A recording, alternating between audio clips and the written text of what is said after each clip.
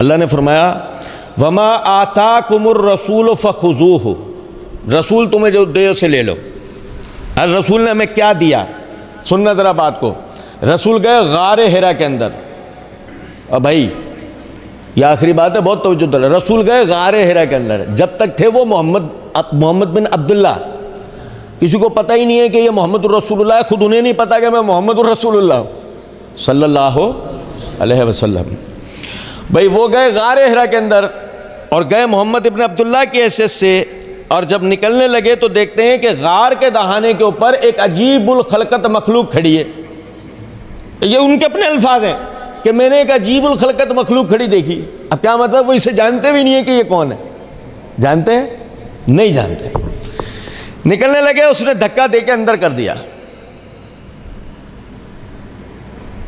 اس نے کہا پڑھو، اس نے کہا پڑھو۔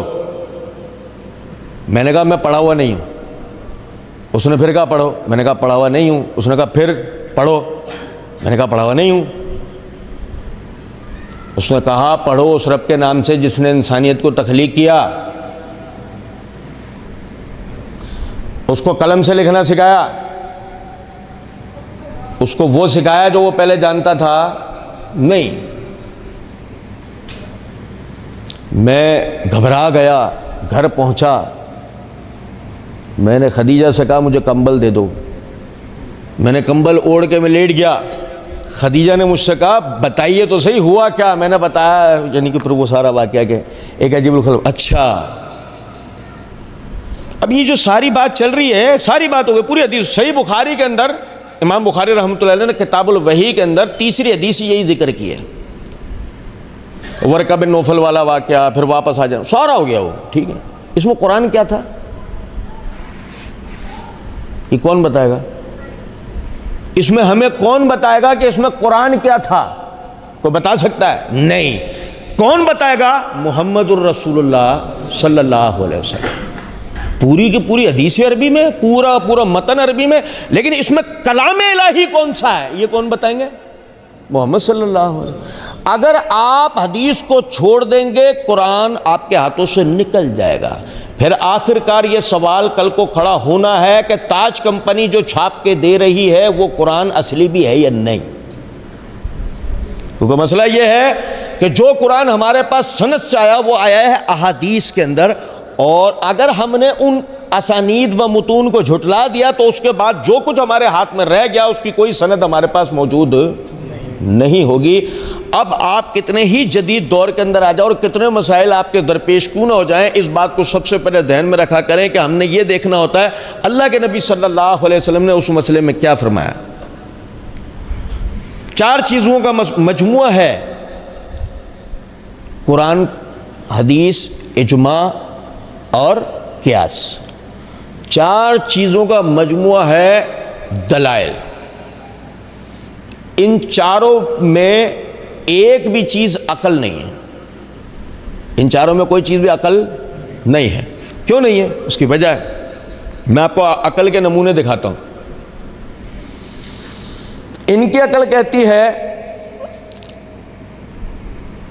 کالا حکمران ہونا چاہیے، ان کی عقل کہتی ہے گورا ہونا چاہیے، ان کی عقل کہتی ہے سندھی ہونا چاہیے، ان کی عقل کہتی ہے پنجابی ہونا چاہیے، ان کی عقل کہتی ہے پاکستانی ہونا ہی نہیں چاہیے، ان کی عقل کہتی ہے ہندوستانی ہونا چاہیے۔ عقل تو سب کے پاس ایک تھی، چل الگ الگ رہی ہے نا۔ عقل تو اللہ نے سب کو ایک جیسی دی تھی، چل الگ الگ کیوں رہی ہے؟ کیونکہ اس کی وجہ یہ جتنا علم ان کے پاس تھا انہوں نے بات کی، جتنا آپ کے پاس تھا آپ نے بات کی، جتنا آپ کے پاس تھا۔ عقل کی غذا علم ہے نا، وہ بیچاری جتنی جوان ہو پائی اتنی بات کر پائی، جتنا وہ جوان ہو ہی نہ سکی، کدی چھوٹا رہ گیا غریب کا، تو وہ بیچاری بات کیا کرے گی، کیا دوڑے گی، کیا بھاگے گی، کیا کام کرے گی؟ ہمارے پاس تو ایسے عقل مند لوگ موجود ہیں چلتے پھرتے جنات دیکھتے ہیں، جبکہ اللہ تو قرآن میں کہتا ہے وہ دکھتے ہی نہیں ہیں، لیکن یہ عقل مند ایسے ہیں چلتے پھرتے۔ ایک پیر صاحب، ایسے ایک بطور لطیفہ سنا رہا ہوں، ایک پیر صاحب نے کہا میرے قبضے میں 200 جن ہیں۔ پتہ لگا، ہم پہنچ گئے ان کے پاس، ہم نے جا کے کہا حضرت ماشاءاللہ پتہ لگا آپ کی کرامت کے قائل ہو گئے، 200 جنات ہیں؟ وہ جی الحمدللہ۔ میں نے کہا 2 چاہیے ہیں؟ میں نے کہا 2 چاہیے۔ کس لیے؟ میں کشمیر آزاد کرانا ہے۔ کیا مطلب؟ میں نے کہا وہ 2 کو بھیجیں گے، وہ دکھتے تو ہے نہیں، وہ انڈین آرمی کا اسلحہ غائب کر دیں گے، ادھر ہم مجاہدین کو مخبری کر دیں گے، وہ حملہ کریں گے، کشمیر آزاد ہو جائے گا، جان چھوٹے گی۔ آپ لوگوں کے 23 گھنٹے بیوی کو شوہر سے ملانا، شوہر کو بیوی سے کاٹنا، آپ ان کاموں کرو، کوئی اچھا کام بھی کر لو ملت کے لیے۔ سمجھ میں آ رہی ہے بات؟ ہر کسی کا اپنا اپنا دماغ چلا، وہ جو اس کے اوپر یعنی جو اس کے پاس جن پہلے سوچ کر گئے وہ کسی اور عقل کو لے کے گئے، ہم کسی اور عقل کو لے کے گئے۔ یاد رکھیں اس بات کو، عقل کبھی بھی پیمانہ نہیں بن سکتی، کبھی پیمانہ نہیں بن سکتی۔ میرا دل ہی نہیں کرتا میں لال بتی دیکھ کے رکوں، کیونکہ مجھے لال رنگ بہت پسند ہے، میں لال رنگ دیکھتا ہوں تو مجھے عجیب سی فیلنگز آتی ہیں، لیکن گورنمنٹ آف پاکستان کہتی ہے لال رنگ پہ اسٹاپ۔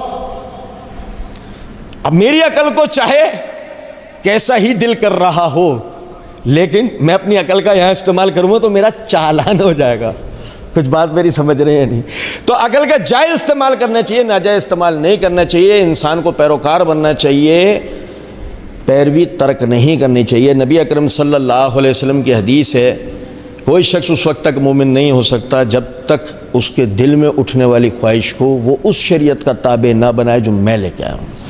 ہمارے دل میں اٹھنے والی خواہشات تک کو بھی ہمیں نبی صلی اللہ علیہ وسلم کا پیروکار بنانا ہے۔ اگر ہم نے پیروی نہیں کی تو سوائے دنیا اور آخرت کے خسارے کے ہمارے نصیب میں کچھ نہیں ہوگا۔ اللہ سمجھنے اور عمل کرنے کی توفیق دے۔